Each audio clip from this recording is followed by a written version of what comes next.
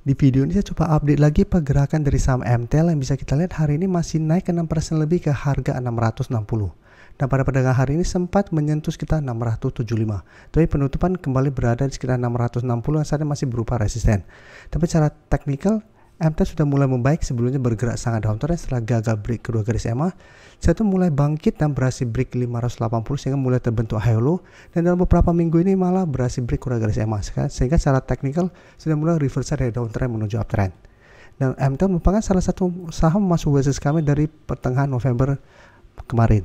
Karena memang secara teknikal pada saat itu MTEL baru mulai mencoba break 580 sehingga kami masukkan watchlist untuk menarik apabila memang berhasil break 580, karena apabila berhasil break secara teknikal akan mulai uptrend.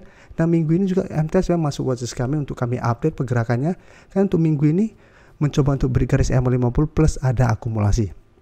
Nah ternyata dalam beberapa hari terakhir ini MTEL masih lanjut naik dan terpantau masih ada akumulasi. Dan kemarin kalau pemberitaan dengan judul Caplok Anak Usaha PTPP, MTEL dapat tambahan 8.101 km fiber optik. Jadi ada satu sentimen untuk MTEL karena masih melakukan akuisisi. Jadi bisa kita lihat MTEL kenaikan 6% lebih ini, walaupun asing satu minggu terakhir masih keluar, tapi di broker summary terpantau masih ada akumulasi. Jadi apabila teman-teman sudah dapat di harga bawah, saat ini masih hold, menurut saya saat ini masih sangat layak untuk di hold. Teman-teman bisa jadikan target berikutnya di sekitar 685 sampai 700 untuk target take profit selama masih kuat berada di atas garis EMA 150. Jadi saat ini memang MTEL belum bisa terkonfirmasi beri garis EMA 150 karena candle masih menyentuh, sedangkan untuk garis EMA 50 di 620 saat sudah berubah menjadi support. Jadi apabila teman-teman saat ini sudah punya dan terpantau MTEL ternyata minggu ini gagal naik mengetes 685 dan mulai melemah, tapi terpantau masih kuat berada di sekitar garis EMA 150, itu memang masih bisa di hold. Karena secara teknikal masih ada potensi sudah melanjutkan high low-nya, masih ada potensi sudah mulai melanjutkan uptrend-nya. Tapi apabila mencapai target harga ini, pertimbangkan untuk take profit apabila ternyata MTEL masih gagal break. Tapi untuk teman-teman saat ini baru mau coba pantau, menurut saya apabila mau entry harus hati-hati. Karena ingat MTEL saat ini naik sudah lumayan tinggi dari sekitar harga 555 sampai saat ini sudah mencapai 660. Jadi apabila saat ini baru mau entry dan ternyata melemah, takutnya teman-teman akan loss lumayan dalam apabila ternyata MTEL gagal break garis EMA 150 dan malah turun kembali di bawah garis EMA 50. Karena saat ini sebenarnya sudah mencapai dan mendekati target take profit. Apabila memang teman-teman sudah dapat sekitar 580 sampai 600. Oke, sekarang kita akan coba lihat saham menara lainnya. Jika kita lihat TWR secara teknikal tidak seoke MTEL, saat ini masih bergerak downtrend walaupun satu minggu ini mencoba untuk bangkit dari downtrendnya. Dan jika kita lihat saat ini TWR sudah mencapai zona support di 670 sampai 700. Secara candle 700 ini belum terkonfirmasi break, walaupun sebelumnya sempat di bulan Juni TWR menyentuh 670 tapi bisa rebound kembali. Jadi secara teknikal memang support ini masih berupa support lumayan kuat. Dalam 2 hari terakhir ini TWR mencoba untuk bangkit dan hari ini memang masih naik 1% lebih ke 720. Tapi ingat walaupun naik secara teknikal ini masih belum aman. Apabila terpantau masih gagal naik di atas 750 dan garis EMA 50, secara teknikal masih akan sideways cenderung downtrend. Dan jika kita perhatikan di broker summary pada kenaikan TWR hari ini, asing terpantau masih terus keluar dengan jumlah lumayan besar, dan di broker summary pun kenaikan 1% lebih ini masih ada akumulasi. Jadi untuk TWR apabila teman-teman sudah punya di harga bawah harus hati-hati. Apabila ternyata TWR minggu ini gagal bertahan di 700, masih ada potensi untuk melanjutkan lower low-nya dengan target penurunan terdekat di 670 sampai 650. Jadi apabila teman-teman ingin coba spekulatif buy, saya coba tunggu kembali di sekitar 700 sampai 680. Apabila TWR ternyata memang masih gagal naik, melemah kembali ke sekitar daerah support ini, bisa bertanda rebound baru coba spekulatif buy. Tapi ingat ini hanya spekulatif buy. Apabila ternyata TWR masih gagal terbentuk high low, maka potensi untuk masih lanjut turun masih sangat besar. Sekarang kita lihat TBIG, salah satu saham menara juga. Bisa kita lihat TBIG secara teknikal saat ini masih oke sebenarnya karena sudah berhasil naik kembali di atas garis EMA 50 150. Tapi dalam beberapa minggu ini TBIG mulai sideways, dan jika kita perhatikan satu minggu ini beberapa kali turun mengetes garis EMA 50 150. Garis EMA 50 saat ini sekitar 1910, garis EMA 150 itu 1915. Dan jika kita lihat saat ini dekat dengan ex-date dividend yang akan dilakukan pada tanggal 12 Desember nanti. Jadi untuk TBIG apabila teman-teman sudah punya, saat ini memang masih bisa hold sama kedua garis EMA tidak terlewati, tapi hati-hati takutnya akan terkena dividend trap.